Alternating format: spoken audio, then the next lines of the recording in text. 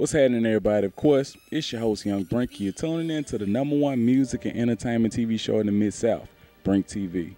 Now, right now, we got a real special interview for you guys. Beautiful lady, as you guys can see, and you probably know who she is. I'm going to go ahead and introduce her. Porcelan Chalet. How you doing? Hi, how are you today? I'm doing well. First, I got to say thank you for coming on the show. Really means a lot to us. Now, I've been following your career for quite some time. You know, I got to admit it, you know, not on no, you know, stalker type, you know what I mean, nothing like that, but I'm an avid fan of your music, you know what I'm saying? I remember you from all the way back in the, I believe it was, what, Rising Stars? You remember that? Yeah, that was a long time ago.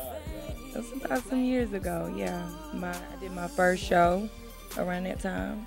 Yeah, I had just started when I met you. Right, and cause see, it's like this. When you meet real talent, you never forget. You know what I'm saying? And I remember, I believe I was like one of the judges at that event. You know, shout out to Ty Sanders, by the way. But I was one of the judges, and I remember it's like you had the whole complete package. You know what I mean? It wasn't just, you know, the song. You know what I mean? It wasn't just music, but you had dance moves, you had wardrobe, you know, hair was on point, all that. Like, who were some of your early musical inspirations coming up? Well, of course, I love Shaka Khan. She's one of the best to me. Tina Turner especially. I love her attitude on stage. She's always going to give a great performance. So I think those are my two favorites. I actually look up to a lot more, might be weird, but more males when it comes to like Marvin Gaye. I love him. Love him. Prince, my favorite. But those are pretty much my musical inspirations, because I don't necessarily look at an artist and say, oh, I want to be like that person. But it's more so their technique, their skill on stage, how they captivate the audience, and how they're able to deliver a great performance and keep everybody entertained. You know, at the end of the day, whether it's a female or male, you know, that's a very great asset to have as an artist and an entertainer. Right, and I could definitely agree with that. Now, one question I want to ask you real quick. Are you from Memphis originally, or are you from somewhere else, or what? Oh, yeah, I'm from Memphis. Now, the reason I asked that, because, the reason I asked that is because, like, you really don't have the traditional Memphis, you know what I'm saying, sound. You know what I'm saying? You have what we call a universal sound in the industry. So what could you attribute to that? I mean, I feel like my parents were musicians and were artists and songwriters. That's pretty much all that's in my family. And they were on tour. They went on tour in Europe, and you know, my mom or my dad really aren't. They're from Memphis, but they are not. They're not the norm. But you know, no artist is the norm. All of them are unique, I feel like, and they say sometimes artists can be a little crazy. Sometimes they just a little out there. So I guess that's why I'm not traditional, because I wasn't brought up to really be traditional. I've always wanted to be my own and do something that everybody likes, not just black people, not just white people, but everybody. And I feel like being universal or international is what's gonna make you pop, is what's gonna put you out there and get you noticed, not just being in one box. So, but I get that a lot. Are you from Memphis? And I'm like, yeah, I'm from Memphis. One thing you did mention, you did say something about artists is kind of crazy. Now, you ain't crazy, are you? I can be sometimes, but only creatively. I don't think I'm a crazy psycho person. No. I don't want to go to jail. We ain't got no Jasmine Sullivan going on, none of that. I see you got the leather jacket. I wasn't sure if you was Michael Jackson on us or not. Just a little Michael what? Well, you talking about as far as inspirational wise? Crazy. You said, Mike, you think Michael Jackson's crazy? I think Michael Jackson is insane, but he's a very talented person, but he was insane. You got to agree with me. Got to. Well, to a certain extent. To a certain extent. I can't say some of the things that he's done is just completely insane. Yeah. Yeah, I could be a little off the wall, but in a good way. Yeah, in a good way. In a good, clean way. Now let's go ahead and talk about this single, Bombay, featuring Zed Zilla. Now, how you hook up with Zed? Because like I said, Zed, that's the homie. How you hook up with Zed? Well, actually, I was in a studio about a year ago, and I hooked up with E Patron, and he had seen a show that I had done in High Tones with Jazzy, Pat, 24/7, and a couple of other artists. And he was just interested. We got together on a business level, and we made it happen, and we just been like that ever since. So Bombay, Bombay introduced me to Zilla, and he liked me, and we vibed out, and that's pretty much how it happened. How it went down. Now, what is the song about? Because I mean, it's a couple different directions we could take this song. You know what I'm saying? But what is it about?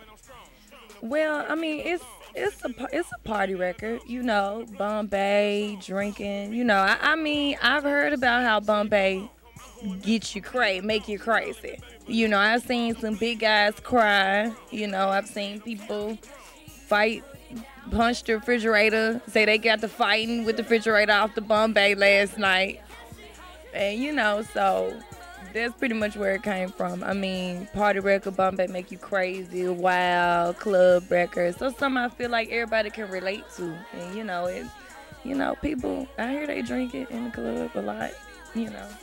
Definitely, most definitely. And we will be looking out for that video soon, right? Yep, right. Most definitely. Now, you got a mixtape coming out real soon, right? Let's go ahead and talk about that. What is it called, and when can we expect it? It's gonna be called Carbon Copy. I'm thinking I'll be releasing it late April or early March, kind of like around that time. Bombay will be on it. So, and a couple of other records that I've done that I think people really like. So I'm excited.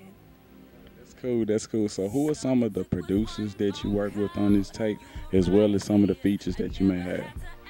I'm actually working with C Money. I'm working with him. I'm working with Hot Rod on it, as well as a few out-of-town producers, Tremaine Eubanks, and a couple of other ones that people in Memphis may not be too familiar with, but I like them. It's gonna be I'm only working with a few producers on this project, not too many.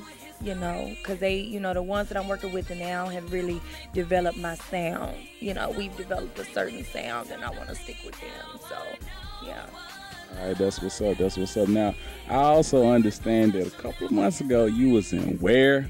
Because, I mean, it's not every day that people go to China. So, go ahead and tell the people about that. What was the whole experience like? It was a great experience. It honestly was. I mean, I was out there for a month and a half, and the eating was different. You know, they don't use forks out there. You know, some places don't have forks. I was forced to eat either. You don't want to go to a restaurant and eat with your hand, you know, and they gonna think it's nasty. So, you know, I developed the skill of, you know, using my chopsticks, and, you know, and let alone the clubs are different. They're amazing. Like, I hadn't, you know, realized how awesome. You know, you go to a club in Memphis, you like, oh, this is cool. But you go to a club in China, you're going to be like, whoa. Like, the lights is huge. You know, it's all different races of people. Everybody's down to party and have a good time. Nobody's trying to, you know, that they do fight. I'm not going to lie. All kind of karate, huh? Yeah. But they, you know, they give good responses out there, you know, and you know, a couple people asked me, so did you have to sing in Chinese? I'm like, no. Chinese people like American music. That's the point of being booked to China to do. You're American. They think America is the ish. So everything that I could go out there and flip on stage and they, woo, yeah, she's from America. So it went really well. You know, I went to this place called Hohhot. I went to a city called Hangzhou.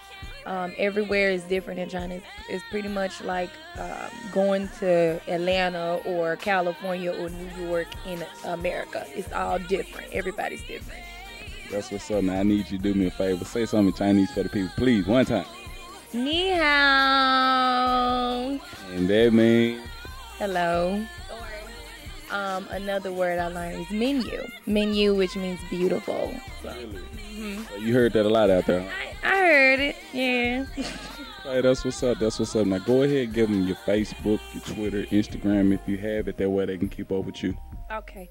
My Facebook is Porcelan Chalet. You can go to my Porcelan Chalet fan page or my personal page. And also, I have my Instagram, which is The Porcelan Doll, at The Porcelan Doll, and my Twitter, which is also at Porcelan Chalet. And that's what it is. Like I said, you guys continue to support Porcelan Chalet. She's very beautiful, very talented. Now back to more BrinkTV.